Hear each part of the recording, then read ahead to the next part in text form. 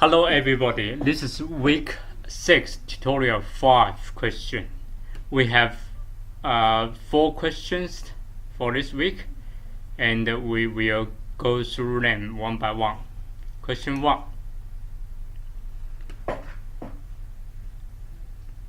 Characteristic of competitive markets.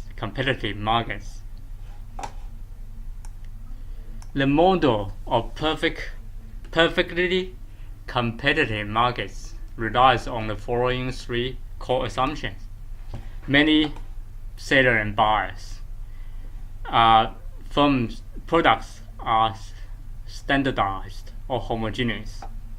Firms and resources must be fully mobile, allowing for free entry and exit. The first 2 conditions, that all consumers and firms are price takers, implies that all consumers and firms and the suppliers are price takers, while the third one is not necessary for price taking behavior. Assume for these problems that a market cannot maintain perfect competition in the long run without free entry. Okay, identify whether each of the following is perfect competition or not. 1. In a major metropolitan area, one chain of coffee shops has gained a large market share because customers feel its coffee tastes better than that of its competitors. So now consumers they think that this coffee shop's coffee is better than others. So this is not a perfect competition because products are not the same, are not homogeneous. Second, dozens of companies produce plain white socks. Consumers regard plain white socks as identical and don't care about who sells them their socks. So this is indeed a perfect competition. There are many companies. Socks are the same. There's no brand attached to any socks. Third one, 2 taxi companies serve most of the market in a big city. Consumers don't care which taxi company they take. If they decide it's worth taking a taxi, they flag down the nearest one. So now this is not perfect competition because there are only 2 companies, only a few sellers. Fourth, the government has granted a patent to a pharmaceutical company for an observational AIDS drug. That company is the only firm permitted to sell the drug. So now this is not perfect competition. Actually, this is a monopoly because the other firms cannot enter the market. So no free entry. So that's a question 1. Question 2.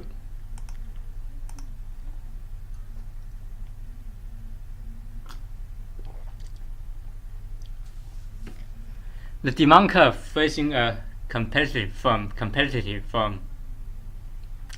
Tylenol is one of more than 100 perfectly competitive firms in Perth that produce large cardboard boxes for moving.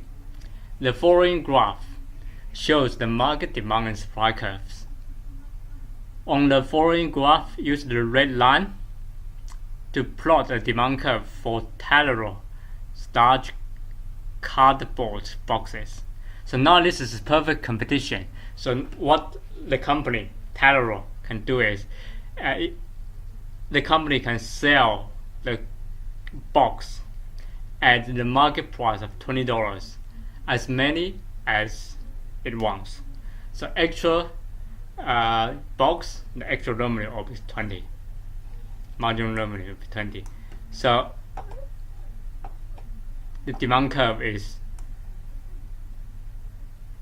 horizontal at $20.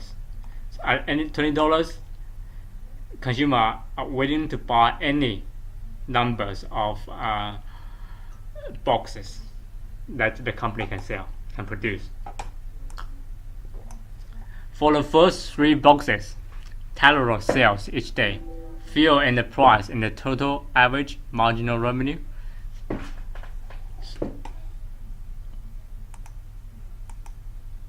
So if Taloro sells 0 boxes, the price will be still $20. That's just market price.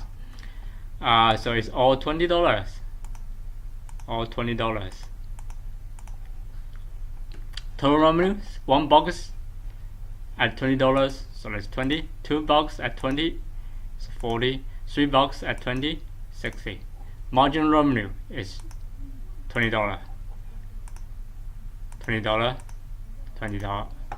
Average revenue is again $20 as well.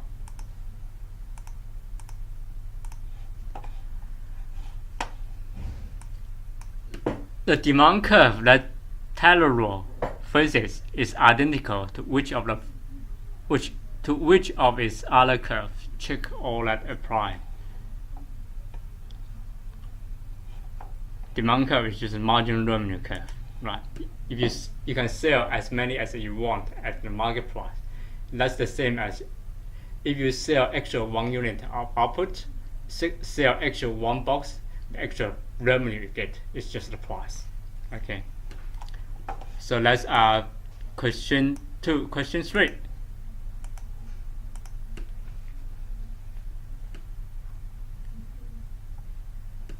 Source of monopoly power. A monopoly, unlike a perfectly competitive market, a firm assumes some market power. It can raise its price within limits without the quantity demanded falling to 0.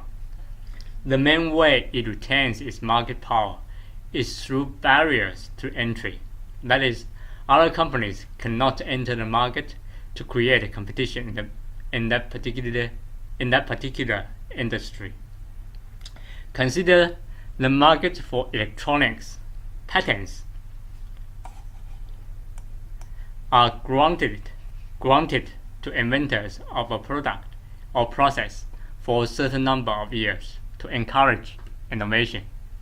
Without the patents, the research and development to improve electronics is unlikely to take place, because nothing prevents other firms from stealing the ideas, copying the product, and producing it. So which of the following best explains the barriers to entry that exist in this scenario? Clearly, this patent is granted by governments. So if I have this patent, I'm able to produce this product. I'm the sole supplier of these electronic products. So this is an example of government created monopoly through patent. Okay, that's question 3. Question 4.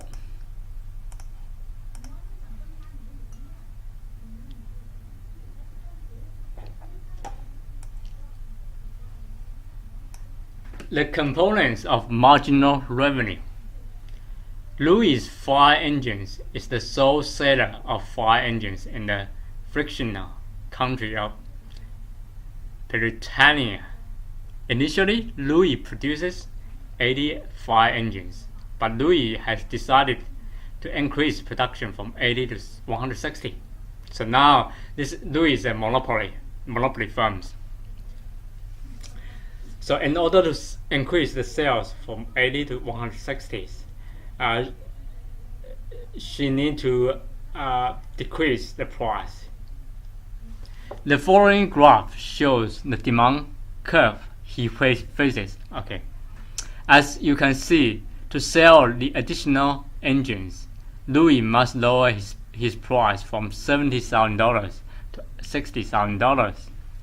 Note that while Louis gains revenue from one set of consumers, he loses revenue from the initial customers by selling all the engines at lower price. Use the purple rectangle to shade the area representing this revenue loss. they use the green rectangle to share the area representing revenue gain. Okay, so if Louis want to sell 80